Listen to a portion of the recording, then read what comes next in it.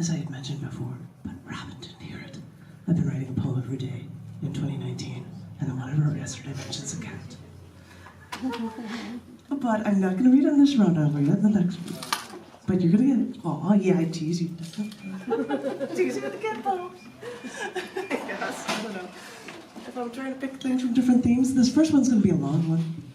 But this is a periodic table poem from the cc&d collection book On the Edge. And I managed to talk about the creation of the universe with number 5 in the periodic table, Boron. This is called Boron from the Big Bang.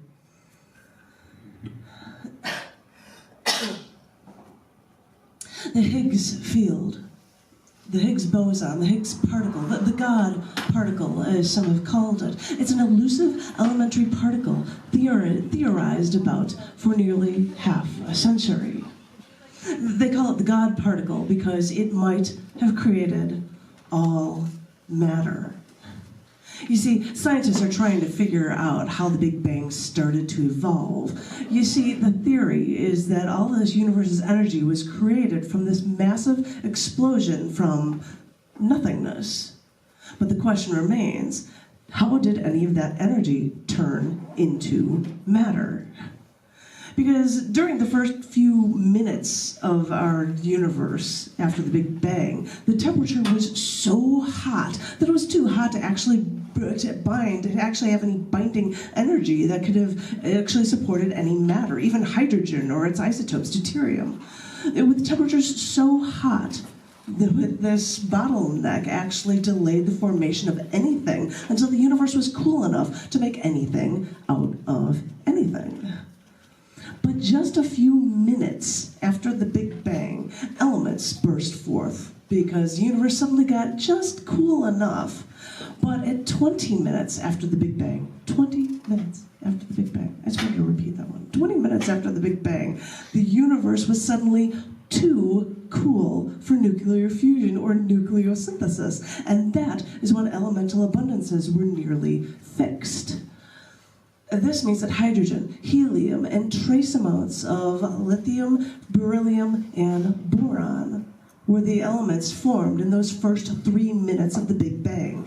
Sorry, any elements starting with carbon or higher were only formed after stars were actually around to even create them. So, the creation of matter out of energy during this formation of all of the universe only happened in an insanely brief period of the universe's history. Was it just this insanely hot temperature or this insanely short period of time that did it? Or what does that even have to do like the Higgs boson or Higgs field in the first place anyway? Well, scientists believe that the Higgs particle is a part of the Higgs field, an invisible field of energy throughout the entire universe. That Higgs particle interacts with whatever energy passes through the Higgs field. And with this interaction, particles, massless particles, trade some of their energy to gain mass while passing through. And this Higgs field, in the beginning of the universe, helped create matter, which helped create us. Higgs helped create matter, including the first elements in the universe, from hydrogen to comparatively heavy boron. Yeah, 5 electrons is heavy for the formation of anything in the universe. Yeah, boron, which helps keep our bones strong. Boron treats osteoarthritis. Boron builds muscles. And when it comes to trying to understand this science, it even improves our thinking skills.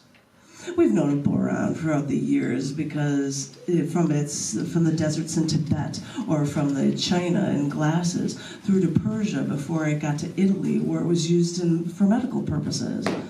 Well, knowing how boron is used for borax for cleaning, or even that boron's used to make us stronger, and even the strongest magnet ever made, it's nice to know that we also understand how much this infancy of the universe element is vital to everything in our lives, from our muscles and our bones to even our creative skills in the universe.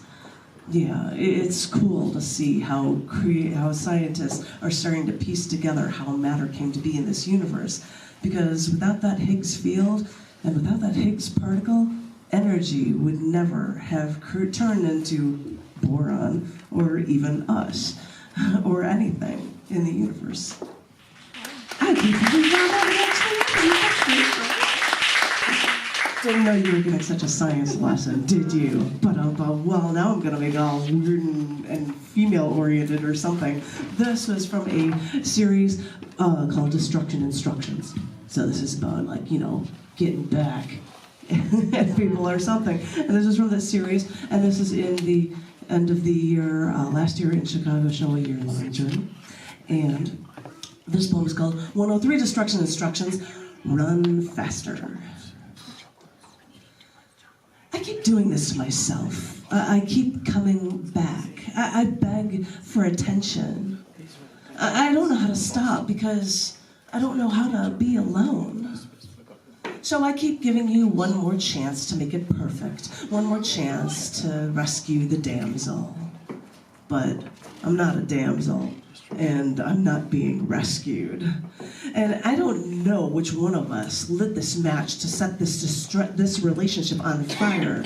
I don't know which one of us turned that wheel, this semi, and set this wheels in motion to start this 50-car pileup that caused this fantastic car crash.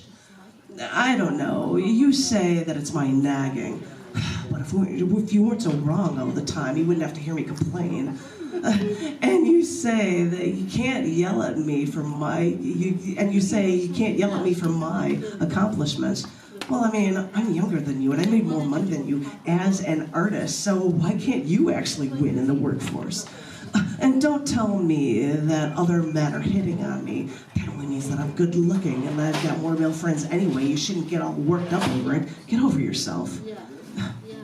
I've always said, we're perfect for each other. I don't know why you don't get that. And you keep bringing up all these bad points. And why do you keep saying that I'm twisting this knife into your back? Because at this point, even though I hate you, I'll never let you go. So you'll just have to run faster.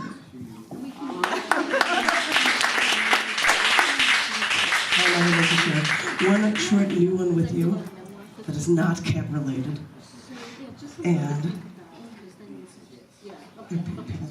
And this is very, very short, and it's called Ominous Day.